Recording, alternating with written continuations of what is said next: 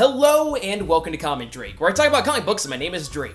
The map of the local DC multiverse is a really fascinating concept, and eventually I do want to do a video going in depth and talking about every little thing contained within it, but that's been done by pretty much every single comic book creator out there on the internet. So I want to focus on something a little bit different today. I haven't seen a video done on this subject before, so I'm interested in seeing what y'all think. The creator of the DC Multiverse map, Grant Morrison, is responsible for some of the more crazy and out there concepts in DC Comics, but this map is incredibly fascinating because it's filled with all of these philosophical and metaphysical concepts. So buckle in, since today we're going to be taking a look at the meta of it all and taking an obnoxiously deep dive into the DC Multiverse's map.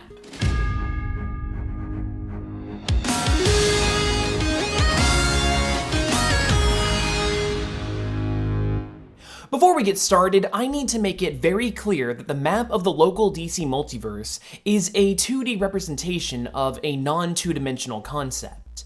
In all actuality, this map is more like a symbolic thing as opposed to legitimate physical placement, because in DC Comics, all of the universes actually inhabit the same physical space, but at different vibrational frequencies. You see, in DC Comics, any number of objects can occupy the same physical space as others as long as they're all vibrating at different frequencies. After all, that's how the Flash frequently vibrates through walls, which is no coincidence, considering that the concept of the multiverse was actually introduced in the groundbreaking storyline The Flash of Two Worlds, in The Flash number 123 in 1961. In it, Barry Allen is performing a bunch of tricks for a fundraiser, until he mysteriously vanishes and appears in another universe, specifically Earth 2. When Barry encounters the Flash of this universe, Jay Garrick, he comes to the conclusion that both universes must occupy the same space, but at different frequencies. What's fascinating though is that music is also just vibrations. In fact, Grant Morrison himself has stated on a panel at the 2015 San Diego Comic-Con that he sees the DC Multiverse as a sort of song. So I was always fascinated by the fact that DC Universe is a musical engine, and it's made of vibrations, and all the worlds vibrate at different frequencies. Now imagine if you heard it from outside, it would make music, it would make a song in fact, and that was the song that Superman was whistling at the end of Final Crisis, he was singing the song in the multiverse. This concept of musical notation even carries over into our real world. In 1864, English chemist John Newlands categorized the 62 known elements at the time into 8 musical-based groups, based on their physical properties. This was his law of octaves, and even though he was ridiculed at the time, Newland's work was acknowledged years later, and he is credited as the discoverer of periodic law for the chemical elements. Now, the reason I bring this up is because the DC Multiverse map seems to be periodical in much the same way as the periodic table of elements, and that you can kind of get the properties of the various elements based solely on where they lie on the table. And the DC Multiverse map works the same way, but with universes. Grant Morrison has said that the multiverse map is divided into quadrants, and that a universe's placement matters. The most commonly accepted theory is that the quadrants act as a sort of alignment chart, with order and chaos representing the typical lawful and chaotic scale, and the pit and the pinnacle representing the good and evil, or lighthearted and serious scale accordingly. For example, it was revealed in the deluxe hardcover edition of Multiversity that some of the worlds fall into special groupings, such as the Cartoon Rim. These fall into the Pinnacle Chaos quadrant and is reflected by their lighthearted but more chaotic nature, such as Earth 26, which is home to Captain Carrot and his zoo crew, that works on cartoon physics. Opposite of that is a group of worlds called the Other Worlds over in Pit Order. This includes such worlds as Earth 4, which is a representation of the Watchmen series, but with Charlton Comics characters instead, which, fun fact, Watchmen was originally set to be based on. Anyway, this world is more rooted in order and typically more serious by nature. But if that wasn't enough, there are 2 sets of arcs, the Light and Dark arcs, and the Bizarro and Unnamed arcs. The Light and Dark arcs connect the 7 unknown universes that Grant Morrison intentionally left open for new creators. At the time of this recording though, the only one of those worlds to have been revealed is Earth 14, which we saw briefly in Superman Volume 4 number 15 in 2017. It was home to the Justice League of Assassins before they were killed by a mysterious force. While the rest of the worlds along the light and dark arcs are unknown at the moment, it can be guessed that they share similarities with each other. This is because of the other two arcs.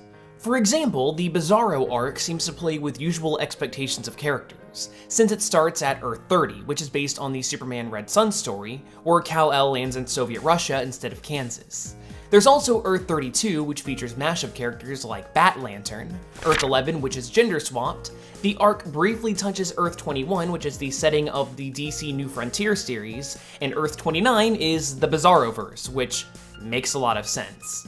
Another example is the Unnamed arc, which features universes rooted in grim and dark motifs, including Earth 31, the post-apocalyptic pirate verse, Earth 37, which is the setting of the Batman Thrill Killer series, Earth 33, which is a vampire verse, it briefly touches Earth 13, which has an occult version of the Justice League, and finally, it's back at the Bizarroverse of Earth 29. Now, there's actually 4 more arcs on the map, which weren't featured in the annotations in the Multiversity hardcover. Because of this, I haven't really seen any discussion about them online, so this is really uncharted territory. Okay, so these arcs seem to be paired off in opposite concepts. For example, this arc mostly deals with despair. It briefly touches Earth 22, which is the setting of the Kingdom Come series, where heroes are losing touch with the general populace. Then there's the unknown world of Earth 26, which doesn't really tell us much, but it is followed by the alignment swap world of Earth 3. Then there's the vampire verse of Earth 43 again, right before Earth 44, where superheroes don't exist in the first place, which required the construction of robot doppelgangers. And this ends us in Earth 39 with the Spies of Wonder, who are addicted to the super technology that's slowly ruining their lives. Opposite of that, however, is this arc, which seems to represent hope. It briefly touches the stand-in for the Ultimate Marvel Universe, which was originally meant to be a return to Marvel's roots without being bogged down by continuity. Then there's the Pirateverse of Earth 21, featuring Captain Leatherwing and his crew sailing the seas, bringing safety wherever they can. It also briefly touches the new version of the Golden Age Earth 2, before passing into the unknown Earth 40, and DC stand-in for the main Marvel Universe, Earth 8.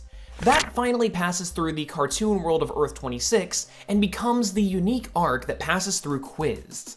This radio world is something that we've covered before on the channel, but here's a refresher. It was only featured in one storyline where the Flash, Wally West, had to race his supposed imaginary friend Crackle in an attempt to save both of their worlds. So what about the other 2 arcs? Well, this one seems to line up well with Authority, including the godlike superheroes of Earth 22's Kingdom Come and the powerful USSR that we saw in Earth 30's Red Sun.